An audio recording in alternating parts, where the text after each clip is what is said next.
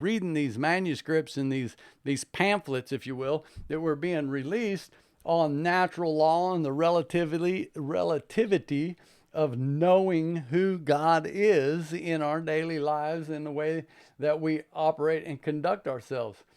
Blackstone said that all law are based on these two foundations, the law of nature and the law of revelation, which is those two things we just talked about. He said that all human law depends on those things. If it wasn't for us all being created in the image of God, then we wouldn't have any comprehension of these things. He's saying that every relevant law that we make in our human government is based upon the natural laws of nature, which are brought through scientific investigation and the revelation of the laws of human nature that come from God. In other words, right and wrong. That's where it goes back to this educated, moral people that they talked about keeping this country contained and able to move. We have seen the evidence of how quickly this fiber of this country and the lawfulness of this country have been eroded by the immorality and the lack of acknowledging that God has created all things, and by him all things consist. Because this is one of the basic principles that's being violated today. We got this concept that anything goes, and whatever I think is what's right for the day, and it's irrelevant whether it affects you or not. And what these men are saying is it's not irrelevant, because all these things are absolute and they affect one another.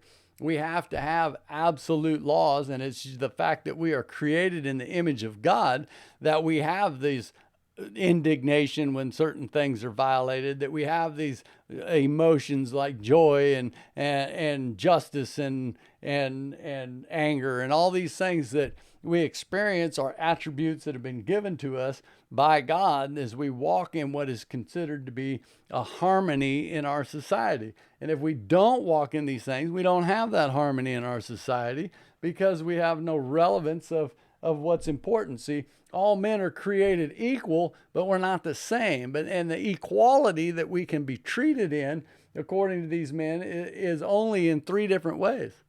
The three ways that we can be seen in complete equality is in the sight of God, in the sight of the law, and in the protection of our rights. See, we are not all equal. This is where the political realms of today, they try to say, well, we're all equal and we're all the same, and we should all get the same standard, and we should all make the same amount of money and have the same rewards. And that's not what these men are talking about. And those things are absolute insanity. The society that we live in, we talked about a little bit, I think, in the last podcast about the melting pot of our society and how diversified it is. And because of that, because each one of us individuals are created individually, we have different personalities, we have different quirks about us. And as a society, we have to accept those differences amongst all people, see? And as we accept those differences, we must also realize that we must treat each person equally as the role of being a human being. Doesn't matter about our personality quirks or our mental facilities or our sports activities or our race or creed or any of those things. What is important is we are all human beings. We all share the common blood, and we all share the common creator. And therefore, we treat everybody as equal as far as the value of life and their rights in the law and in their rights that they have. And we are equal as men and women. Mr. Clarence Carson, because we're talking about mankind here when we say men, but Mr. Clarence Carson, who was a constitutional writer, he said that there were only two ways that all men were equal in society, and that was before the law and within their rights. But now their rights break down into a multitude of things. See, the rights that we have as people are mighty or broad, I guess you can say, that term rights.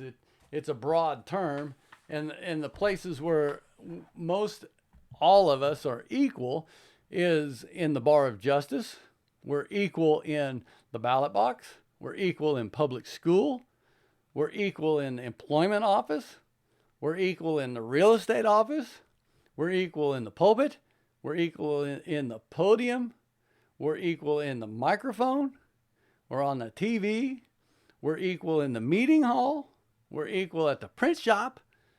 We're equal at the grocery store and at the bank and at the tax collector's office or at the probate court. See, these are things that our Bill of Rights protects. These are all broken down things to where what I say, we're equal in the pulpit. It's not that we're all ministering, but we all have the free expression of our religion. That's the point. And we're operating in those freedoms. Each one of us have the right to all of those things, and there's others, but most of them are subcategories of those main viewpoints, see?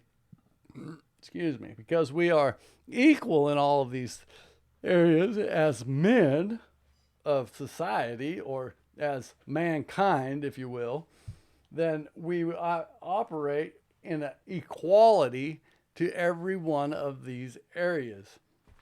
And as we learn to move in those things properly, then we're protected by all of those laws of our Bill of Rights. And this is the purpose of our government. They're supposed to be protecting these equalities so that we are all treated as equals in the sight of God, and our rights are protected by the law.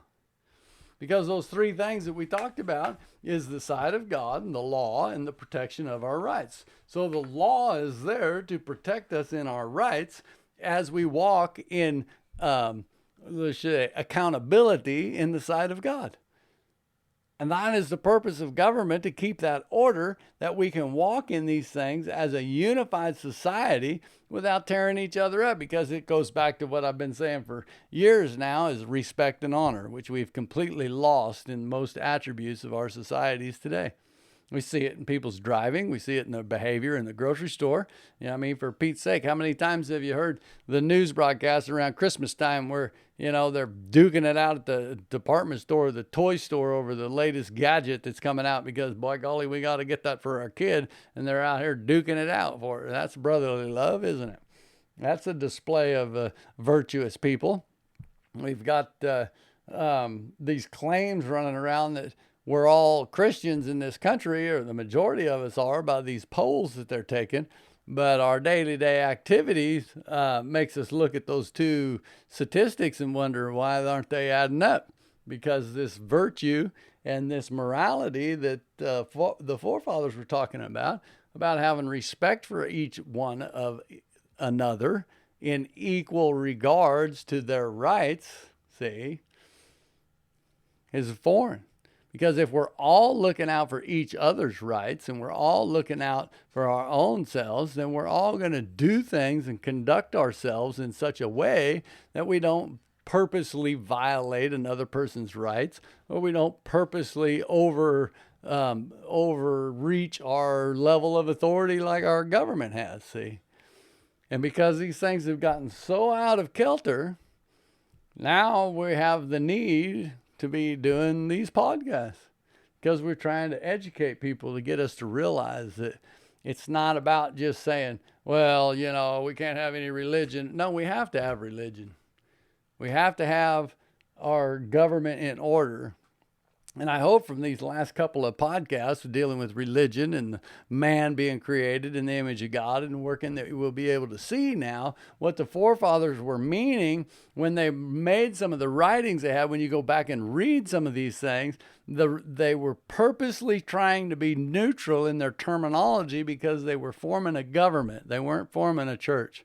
They weren't forming, you know, a society club. They were forming a government to protect all people in all circumstances there. So you got these people out here trying to defame our Constitution and trying to say that these people were all deists and they didn't believe and they weren't Christians. Well, if you do any kind of reading at all, you're going to absolutely fall into everything that contradicts those statements.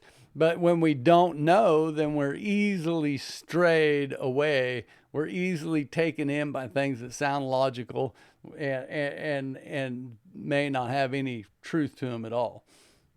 So we're going to keep plugging away here on these inalienable rights of man's religion. And let's see, what is it? All men created equal, and the proper role of government is to protect the equal rights, not provide equal things. See, and that's where we're leading into next with is the proper role of government. Now that we have this foundation as to how we are all equal and what role we're supposed to be playing, then when we come together as a unified nation in a society, then we have the governments of men, which is intended to protect these things and help arbitrate conflict when it comes up in between. So next time on the pod, we'll try to get into the proper role of government within the societies of men. So until then, have a wonderful day, and we'll see you on the pod.